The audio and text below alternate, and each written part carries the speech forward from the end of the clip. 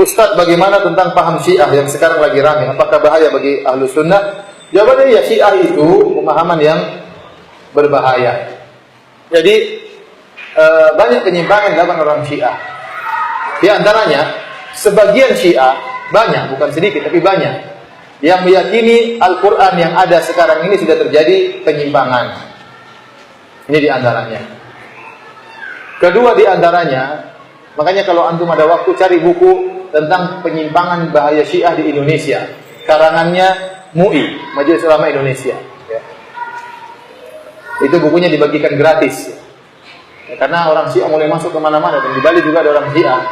Di antaranya juga, di antara keanehan orang Syiah, kalau kita umat Islam bicara tentang hadis, maka hadis kita adalah hadis Rasulullah SAW saja. Sumber hukum kita Al-Quran dan Sunnah Nabi. Karena kita yakin yang maksum tidak mungkin salah cuma Nabi SAW.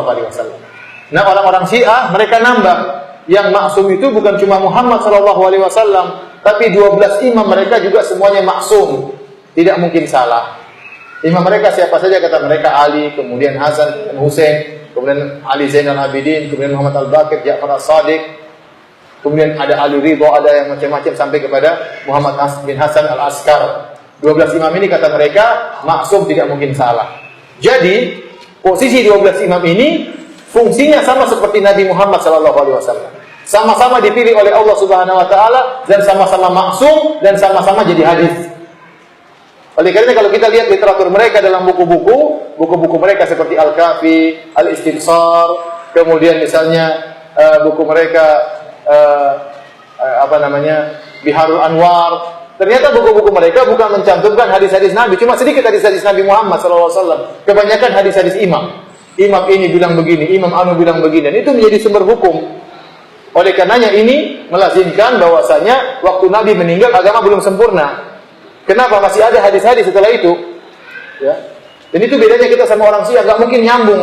Karena kita orang Islam sumber hukumnya Al-Quran dan Sunnah Nabi. Nabi kita cuma satu, Nabi Muhammad. Yang maksum cuma siapa? Nabi Muhammad. Setelah Nabi Muhammad nggak ada yang maksum. Abu Bakar yang dijamin masuk surga pernah salah. Umar yang dijamin masuk surga juga pernah salah. Tidak ada yang maksum, semuanya bisa salah. Kata Imam Malik, kullun yu'khadhu min qawli wa yurad ila sahib hadzal qabr. Setiap orang bisa diterima dan ditolak perkataannya kecuali Nabi Muhammad SAW. Siapapun dia, Imam Syafi'i bisa salah, bisa salah. Bahkan Imam Syafi'i pernah berubah pendapat. Qaulul qadim, qaulul jadid, pendapat lama, pendapat baru, bisa berubah pendapatnya. Kenapa? Dahulu salah, sekarang diperbaiki oleh Imam Syafi'i. Ya. Imam Malik juga bisa salah. Semuanya bisa salah, apalagi kiai. Jelas bisa salah juga. Imam Syafi'i saja bisa salah, apalagi apa? Kiai. Makanya enggak ada namanya wali itu maksum, itu enggak ada. Dalam Islam enggak ada. Yang maksum cuma siapa? Nabi Muhammad SAW. Ini wali nggak mungkin salah. Nggak ada, itu yang maksum cuma Nabi. Siapapun dia, siapa yang lebih walinya lebih hebat daripada Abu Bakar? Abu Bakar super wali, tetap aja salah. Umar super wali, tetap aja bisa salah. Kemudian kiai nggak boleh salah, dari mana aturan seperti ini? Oleh karenanya, ini perbedaan kita dengan orang Syiah. Orang Syiah itu dia punya hadis bukan cuma hadis Nabi, tapi hadis imam. Sehingga seakan-akan agama belum sempurna, nanti sampai imam 12. Imam mereka ada 12. Imam yang 12 siapa, Ustaz? Imam yang 12 namanya Muhammad bin Hasan. Waktu tahun 200 sekian, berumur 5 tahun, dia bersembunyi di Sirda. Nanti kapan dia muncul? Dia muncul di akhir zaman. Jadi sampai sekarang sudah 1200 tahun dia sembunyi, belum muncul-muncul dan masih hidup. Ini keyakinan mereka orang Syiah, sampai sekarang mereka yakin. Ini aneh, umurnya lebih panjang daripada Nabi Nuh alaihissalam. Dan ada kesatuan-kesatuan mereka yang lain. Di antara kesatuan mereka yang sangat berbahaya, mereka mengkafirkan para sahabat.